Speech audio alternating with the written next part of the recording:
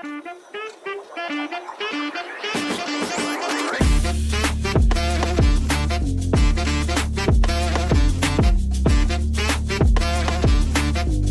up, audio adventurers! Welcome to Human Bubble Podcast, where Plato shares snacks with the weekend and Schopenhauer gets lost in a Spotify playlist. In our freaky studio where cats knocking things over. We explore the chaos of being human through art, books, music, and philosophy, like a brainy fever dream with good lightnings. Strap in, it's weird, it's wise, and it's probably cheaper than therapy.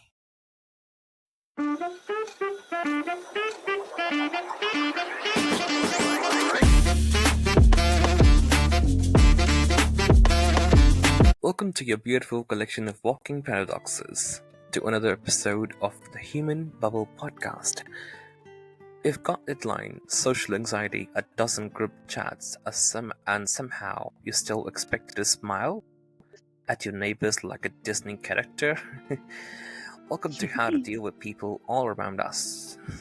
Yes, we are your part-time philosophers, full-time overthinkers, and unpaid therapists. And today we embark on a psychological safari through the dense jungle of humans. Grab your emotional bug spray, folks. This topic was born out of, life. Because whether you're introvert, extrovert, or ambivert, or just a plain exhausted, you can't avoid people, and you definitely cannot avoid how they affect your peace. Yeah, so we thought, why not map it out? Why not go through the different people we all deal with? Family, work, love, even strangers. And break it down with sarcasm, maybe a little wisdom, and of course our usual existential dread. Yeah, so Darkster, is it patience a superpower? Patience is why I haven't committed mild crimes like public transport. It's why I still talk to people who say no offense and then proceed to ruin my day. You know, Nessie? I've got a quote for you. You know, patience is not about waiting. It's about keeping the good attitude while waiting. I had a good attitude until the fourth time the waiter said, "Just 5 more minutes, sir." This is not patience, this is hostage negotiation. Let's be honest. When we show patience, a small part of us dies, and a large part wants ice cream and compensation. You can't buy patience at a store, can you? No, you can't. But you can lose it instantly when someone says, "Can I be honest?" As if honesty is limited time special. Yes. And patience is a superpower, of course, and maybe we seem taciturn sometimes, right? But yeah, exactly. It's just about waiting, as you said. I think, it's about waiting for that moment. Yep, that's what I think it is. Exactly. I think about relatives and mom. So especially, when we talk about patience, so especially if you come across mom, you were born and thus a contract was signed, an eternal soul bond with a woman who already knows what you need before you know what you need, right? Yeah, indeed. And she's like a prophet with unmatched certainty. It's your mother. So debate not with priestess, for she speaks in absolutes, and you are still learning how to do your laundry. But yeah, mom is a separate, mysterious word. Whatever she says, never try to discuss her ideas. She's always right, and I realized she doesn't listen to me. Her aim is to force you into her opinion, no matter what, and she becomes an expert on the way of life experience. Well, that's And how moms yes, are, isn't it, one day? yeah, I try to discuss, but it doesn't make a long-term sense, and there is no reason. What for? Make her Huh? aware of the beauty of her existence, and the main fact is that she loves you and wants the best for you, which is Of why she course. doesn't accept another point of view, right? That's And yeah, correct. mm-hmm, her angle is the only one correct. That's what I want to say. I've always felt like with relatives, like there is an unspoken script. You play the good kid, nod along at weddings, and get weird life advices from an uncle who thinks cryptocurrency is a vegetable. But with moms, oh, it's spiritual warfare, believe me, I'm telling you. You're not winning that argument never in your life. Even just a No, surrender with no way. even just to surrender with grace and eat her weird herbal soup. You just gotta digest Mm-hmm, that no matter what. mm-hmm, yeah. But as I said, like, she loves you and she wants the best for you. So you need to handle that Oh, more or yes. less. Yeah. Um, That's yeah, what about rude people, rude people? well, like when we talk about how to deal with people, the rude people is the main thing that we shouldn't skip in our podcast, right? Yeah. So remember, as always, be kind. Why there is nothing worse than being rude. Like, rude people are everywhere, Nessie, everywhere. And I swear, some of them are spawned directly by the Wi-Fi router. The classic friend who replies with K when you eventually blend out of the paragraph. Thank you for the TED Talk, Karen. Best way to win with rude people. Confuse them. Be calm, Smile like you just found inner peace and a coupon code. So there is a code for that. Like, don't waste it. Don't Oh, come wrestle. on. Oh, Yeah. come on. Like, come on, you always have codes, so why shouldn't I? Yes, I am surprised. Okay, go ahead. So it's like, don't wrestle with pigs. You both get dirty and the pigs like it. Okay. Silence, silence is golden, especially when it leaves rude people standing there wondering if you're about to cry or comfort them. That's the most irritating and annoying thing for them, and the best you can do. Believe me. Yeah. I believe that. Yeah, really. Yeah, I know you do, Nessie. We have had a lot of experience with rude people, didn't we? Yeah, of course. So, Yeah, do you go ahead, think, Nessie. are they in pain? Are they in pain? Because, being rude is not something natural.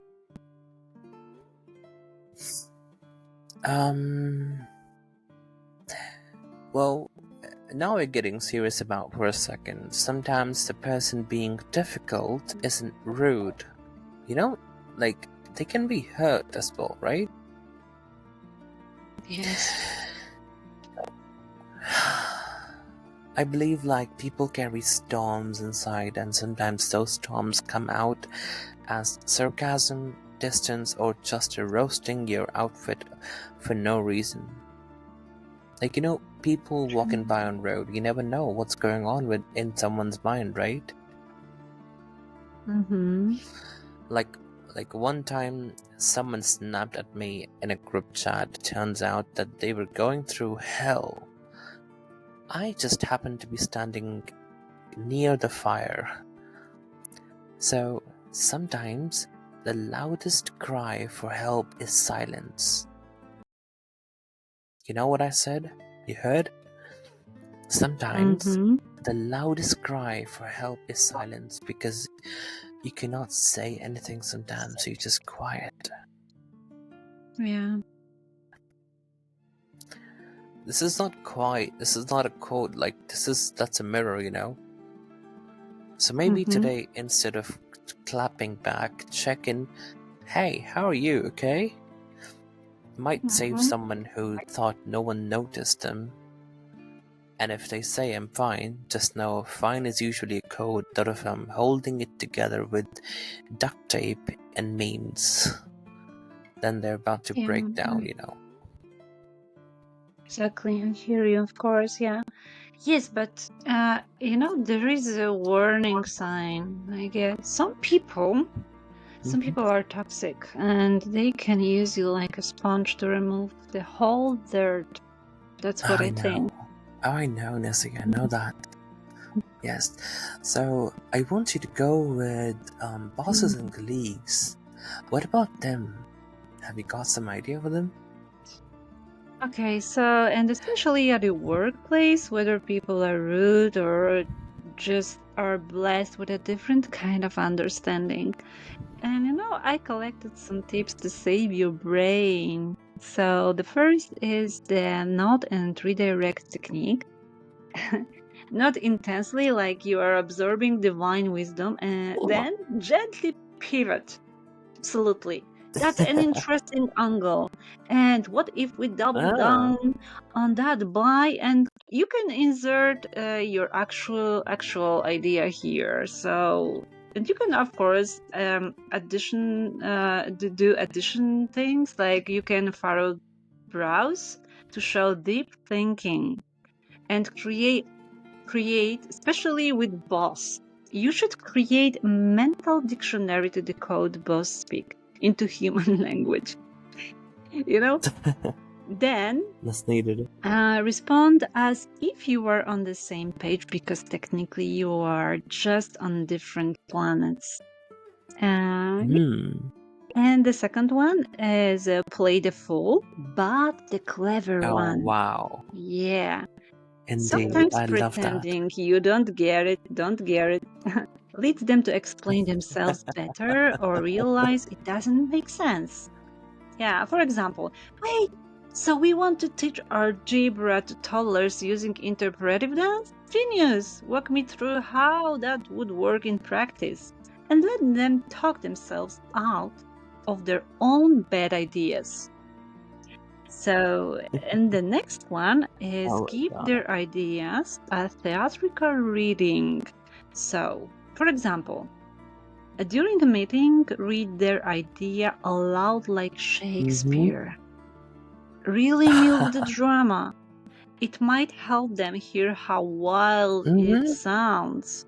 So, for example, yeah, we shall eliminate lunch breaks in favor of power hour.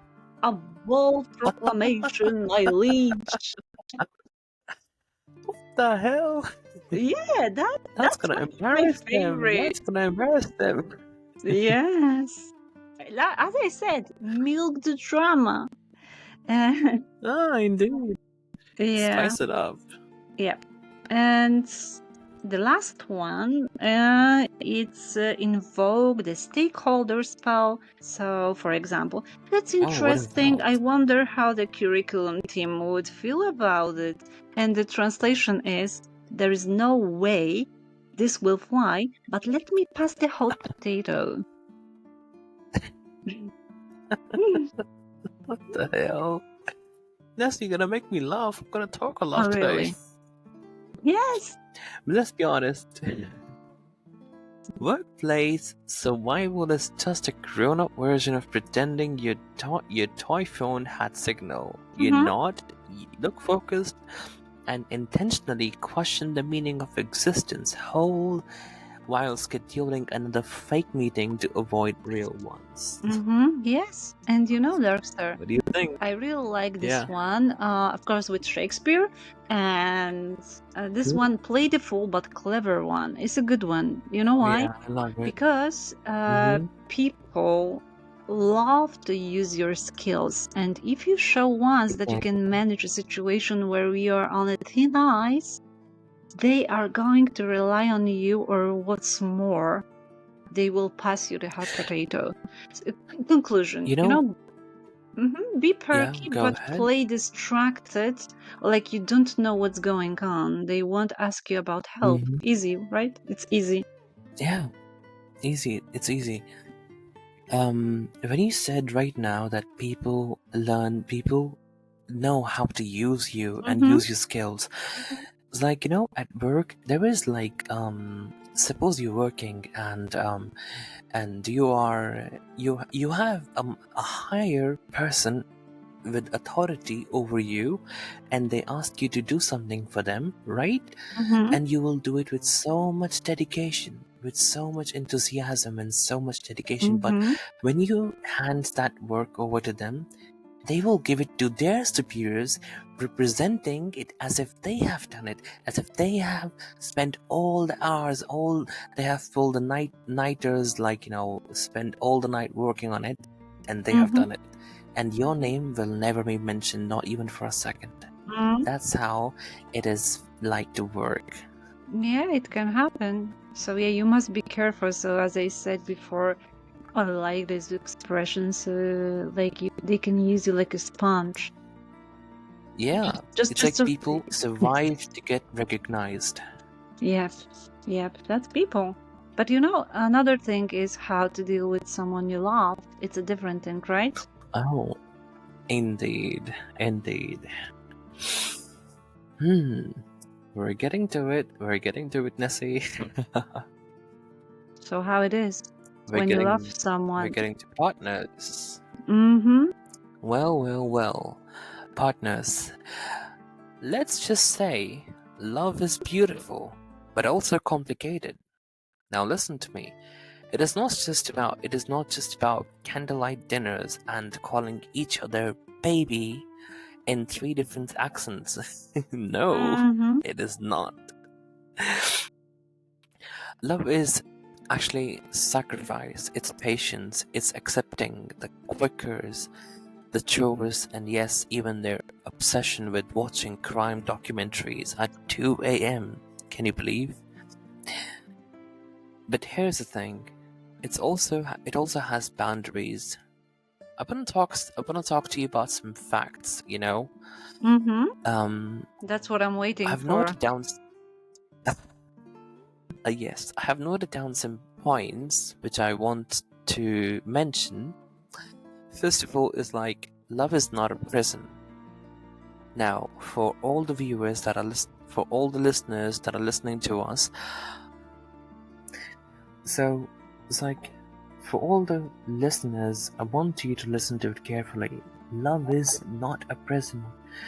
It should never restrict you from being who you are. If someone uses love to control you, it's not love, Nessie. It's It's a not. cage dressed as comfort. Mm-hmm. People sometimes, I said. people are. Yeah, Mm-hmm. Yes, I said about toxic go ahead, people, Nessie. so it's about toxic partner, right? Mm-hmm. Indeed. It's like people are not grateful, Nessie. They're not grateful for what you do.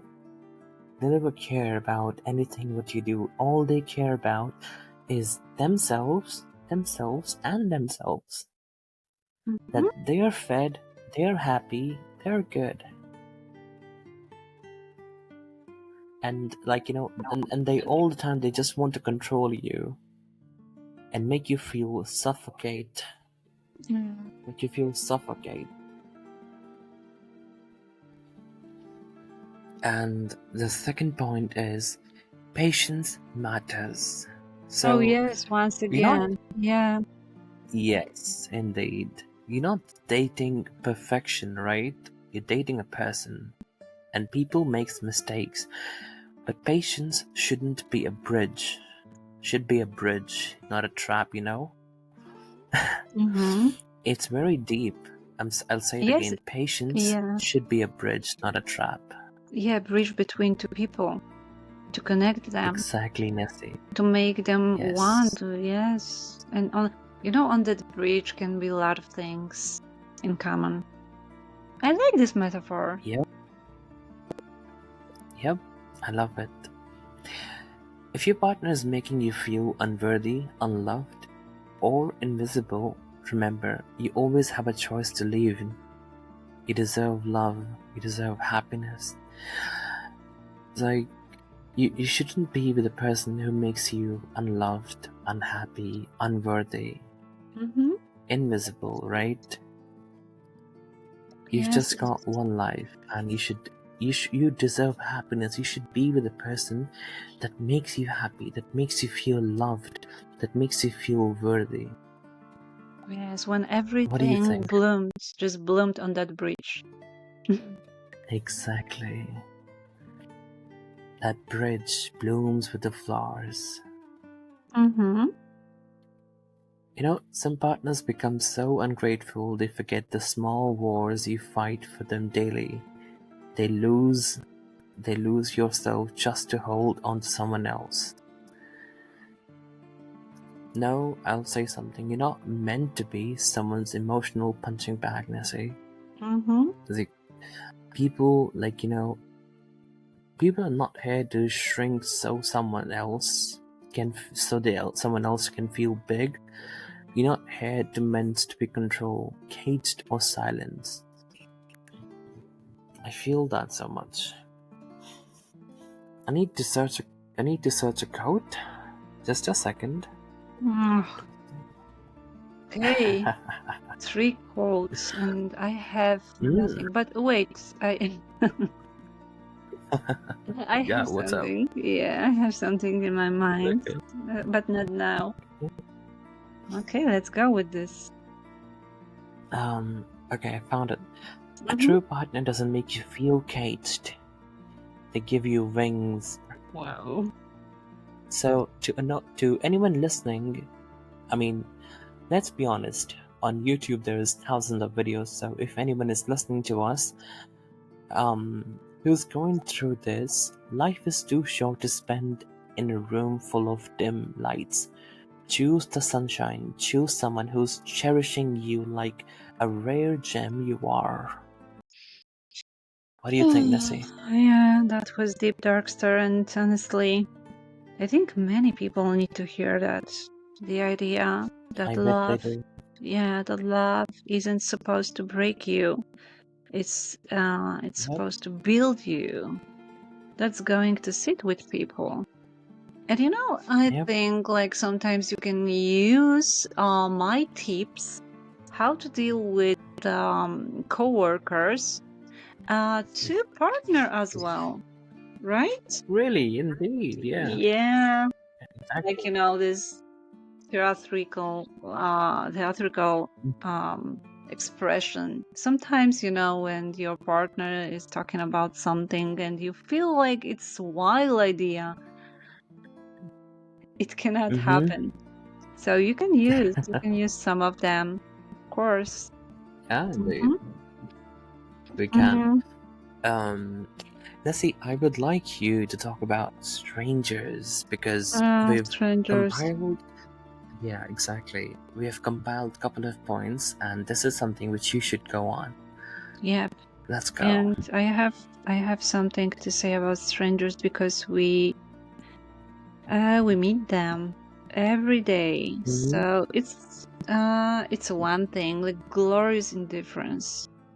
Glorious indifference. In that case, we should talk about that. So here is, I think it's a great relief. Nobody cares. People are not watching you. They are watching themselves in the reflective surface on your silence. They see in you mirror and then judge their own hair. So, how to deal with them? There is one tip. Just be the sarcastic lawyer from the fall. Tell them you will be honest, then lie through an eloquent monologue. Smile at the absurdity of it all. Say thank you when they bump into you. Confuse them with radical kindness or disappear in a puff of ironic poetry. So Wow. everyone's main Oh. character syndrome is clashing, but secretly we are all extras in someone else's nightmare. And yes, Wow, Nessie, that's deep. I mentioned strangers, and it comes to my mind, of course, this book, The Fall by Albert Camus. Mm-hmm. So in this book, Ah. Albert Camus's The Fall is the approach of the young lawyer. So he is Uh-huh. a sarcastic guy who believes that tell the people what you will, you will tell the truth and lie the best you can. So perhaps it's the Mm-hmm. only way to deal with individuals who are ignorant, rude, and arrogant, and who are only concerned about themselves. People all around you, they don't care about you at all, you know? It's only No, they your don't. perception, that all of them are watching you, observing, but in Mm-hmm. reality, they don't care about anyone except themselves. And a short impression is also from the book Surrounded by Setbacks by Thomas Erickson. And here I have a quote. So, Oh, hello. Finally a yeah, code. finally, Okay. thank you. Go on. People don't remember what you said. They remember how you made them feel. So just be slightly confusing. That's that what that will make you unforgettable. Indeed. So That'll okay, make in these two some forgettable, cases, yeah. in these two Mm-hmm. cases, like from The Fall, the main character from The Fall, and from this psychological book by Thomas Erickson, Surrounded by Setbacks, we can realize Mm-hmm. we imagine that people think of us a lot, but they don't. They don't. And they are only concerned on themselves. So, in a conclusion about strangers is we shouldn't care.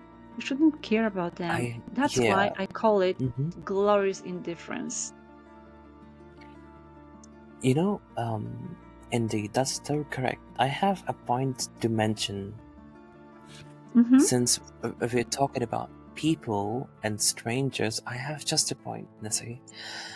It's about society.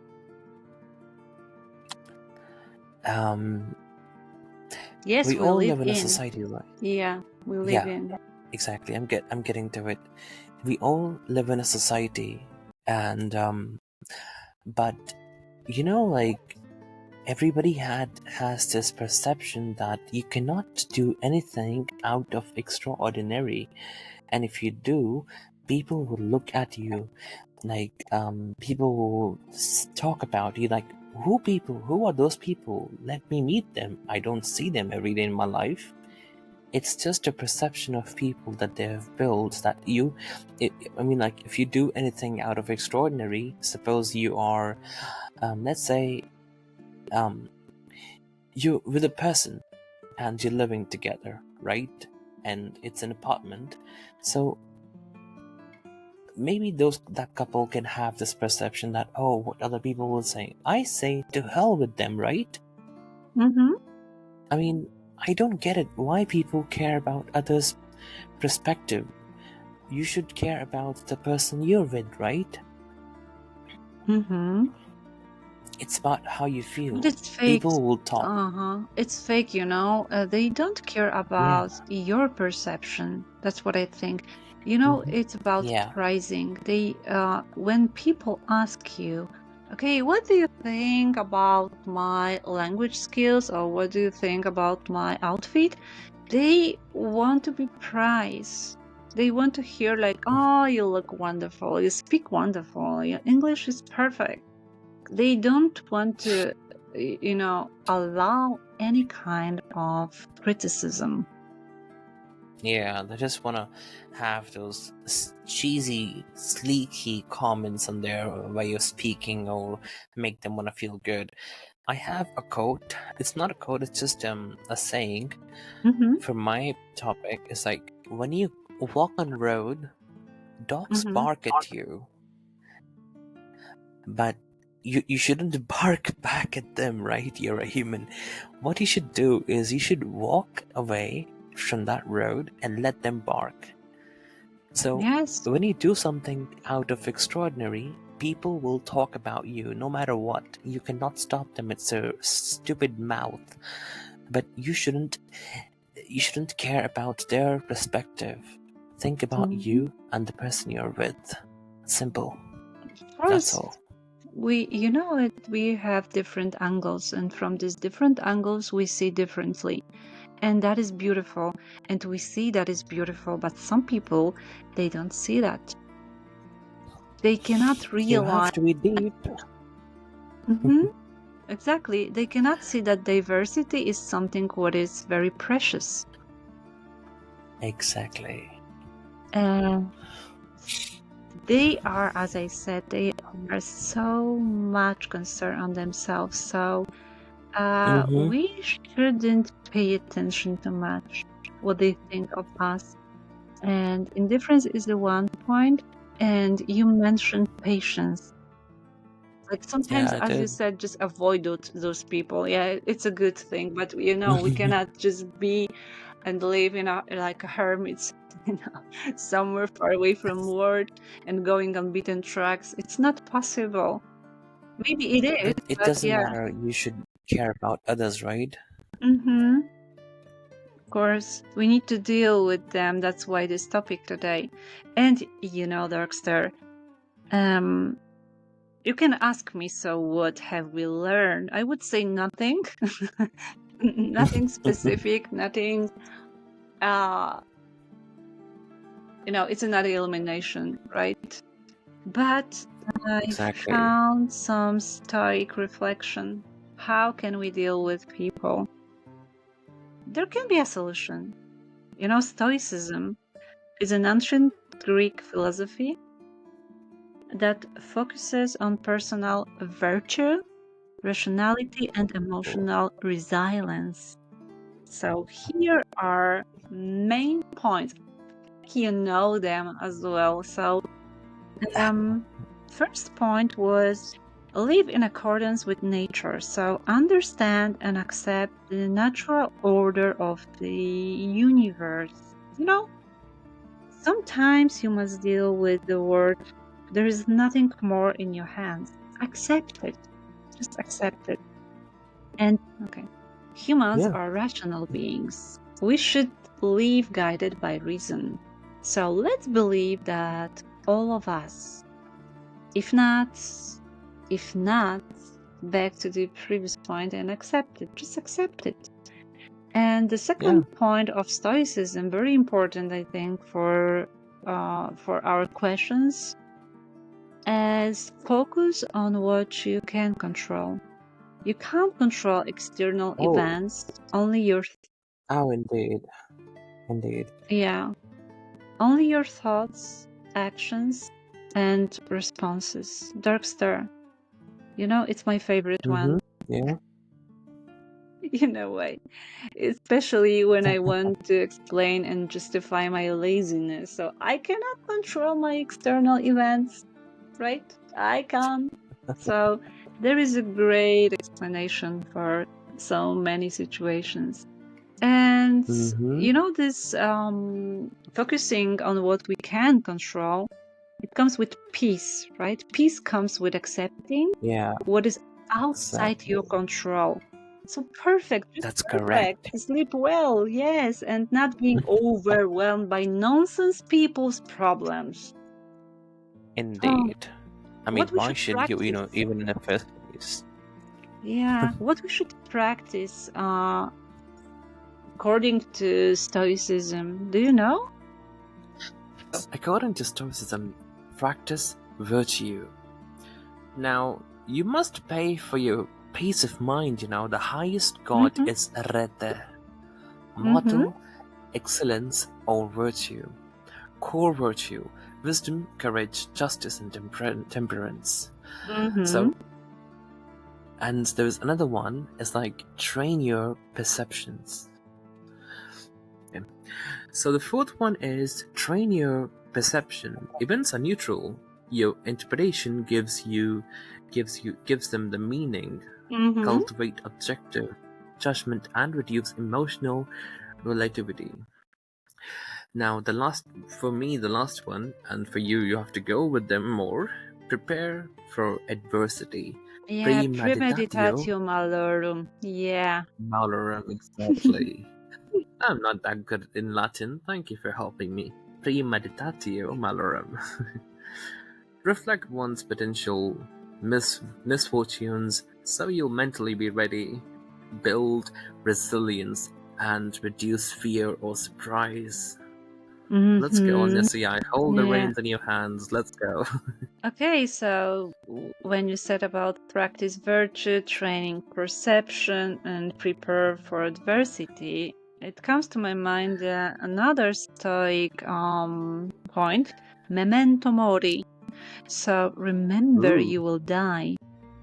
So yeah, it's not sad. It's about being aware, right? So contemplate mortality to Always sad. focus on what truly matters. Don't pay attention on something what doesn't matter. That's beautiful. So you should live with urgency and purpose. And of course, according to that, you should practice daily reflection. Examine your thoughts and actions regularly. I know it's hard. I know in this we all the time our lack of time. I know that, but we should try. Yeah. Align your life more closely with Stoic principles over time. I believe, Darkster, that it helps. So, and now is the time when I have thoughts from Stoic teachers. And you know, Good to have Marcus you back, Aurelius literally Nessie. in Meditations, once he said what really caught me. You have power over your mind. That's what I said. That's the quote. You have power over your mind. Yeah, not outside events. Realize this and you will find strength. Wow. And the second quote is from Epictetus. Ooh. He was a Stoic teacher, and he said, "No man is free who is not master of himself." So I can interpret it like you can get freedom, you can be free if you feel that you are master of yourself, because you practiced a lot, you practiced philosophy, you practice, you know, those principles like wisdom, courage, justice, and temperance. Wow. And the last quote is from Seneca. He was a Roman Nessie, wow. Yes. I told you, like, I will be back. Like Terminator. So don't scare me. Yeah, we'll be back, baby. So Seneca, he was a Roman statesman and philosopher, and there is a quote from Letters to Lucilius. And he said, "We suffer more often in imagination than in reality." And it's all about perception, Darkster. You said about perception. Wow. Of course, if we imagine like we are in a fear of spiders and everything what is you know, when you see a spider on your wall, you start screaming, right? It's but like, it's imagination. Even when you don't see a spider, your mind will play with you. Exactly. Yes, it's your imagination. This poor spider, you know, he's so small, and probably I think you are the some, I don't know, devil or tragic creature for him. Come on, don't make me a devil. Yeah, it's about perception, right? I know. No, and well, what I want to say is the Stoic approach to life can be effective.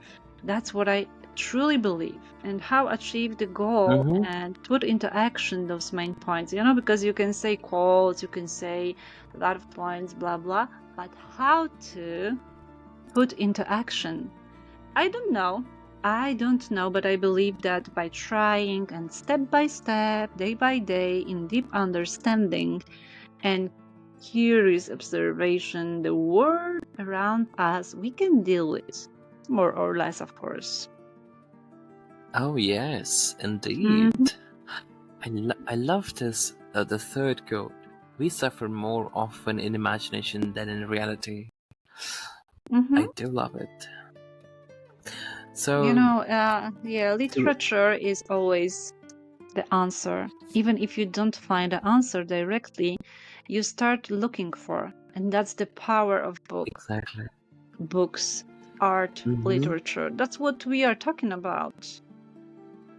Yeah, and that's what is our main topic: literature and knowledge.